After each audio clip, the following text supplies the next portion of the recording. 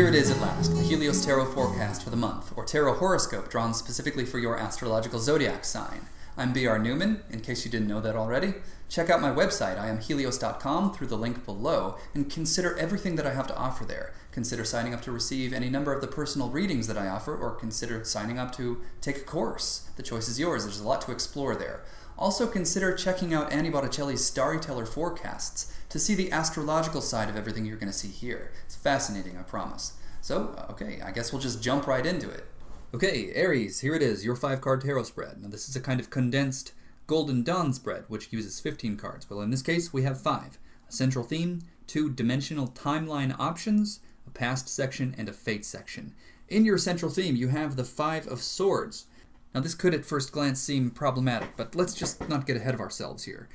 Now the 5 of Swords, like all 5s in tarot, is associated with a Sphirith on the Tree of Life, Sphirith 5. Strength, judgment, boundaries, the foundation of stringency, and as manifest through air, in this case swords, this is the experience of being defeated, but also being cheated out of something. Now, let's look at the positive side of this. Experimentation, for example. You cannot expect to achieve success or wisdom or mastery in any area if you are not willing to make mistakes, to fail. So if the context of this card, and you do define that context, it can be likened to the environment of an experiment, an experimental situation, so you can expect this card as your central theme to represent or symbolize an opportunity for learning and growth. If the little voice of the ego inside of you, that little voice we always have, is the one making all of the decisions in your life, you could expect this card to sort of be alluding to a situation, a pending situation, or maybe a current situation in which all of your efforts are being undermined and all of your expectations are not only not being met, but are actually being thwarted. And you don't want that. So I just implied, of course, that you can decide the context. You decide the context of this central theme, and this central theme is actually what most adequately represents the whole story arc of this tarot spread, which happens to be precisely that which is being brought to attention for good reasons that I'm sure you would be well aware of if you paid attention. So, pay attention. On either side of this central theme, you have 2 dimensional timeline options you can choose from. On the one hand, you have the 8 of Swords. On the other hand, you have the 5 of Cups.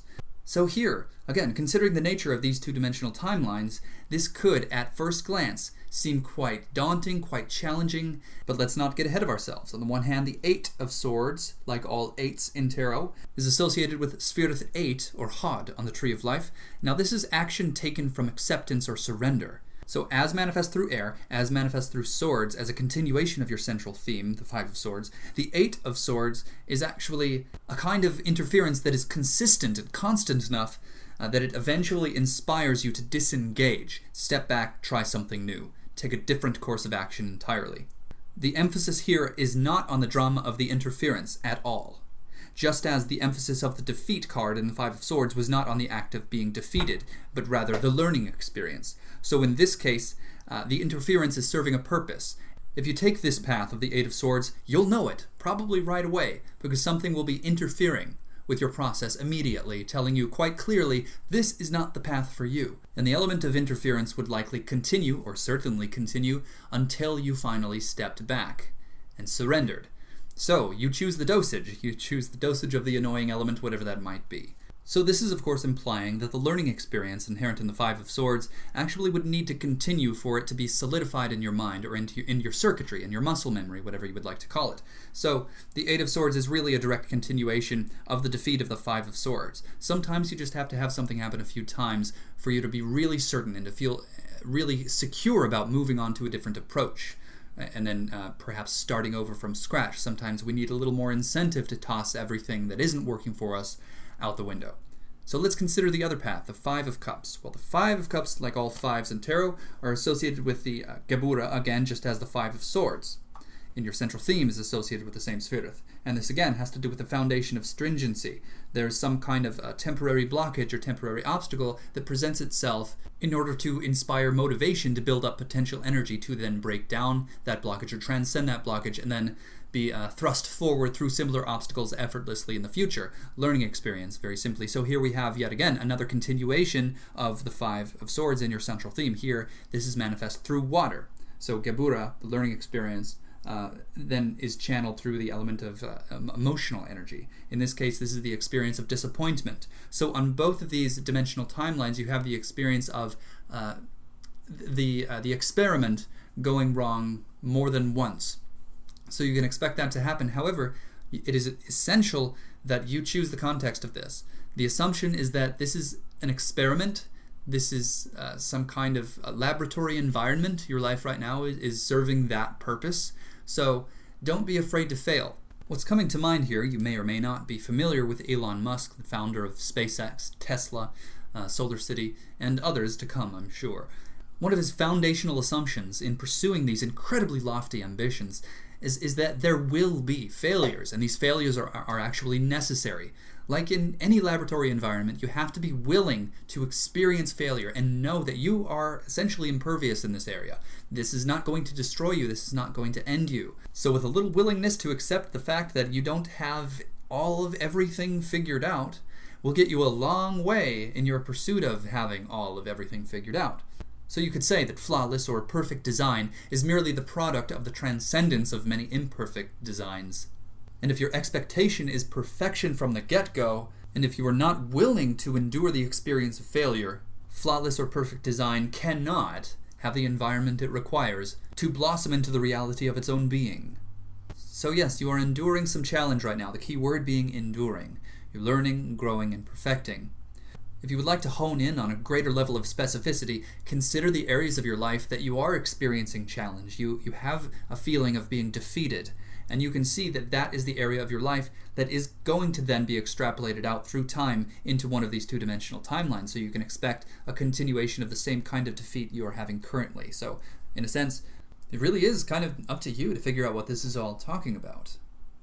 So you've got to dig deep and find the areas of greatest challenge in your life and really get down and dirty into those foundations, because those are the areas, the precise areas of life that are being aspected right now by forces alluded to in the tarot. I would consider checking out astrological factors as well. So in your past, this is all inspired by the Ace of Discs, which is the primordial essence of Earth. So that has, of course, led to the central theme, the primordial essence of Earth being material, matters concerning resources, finances, and the substances of the earth. Everything from the money in your bank and the roof over your head, to the cells in your body and brain, and the lifestyle that affects them.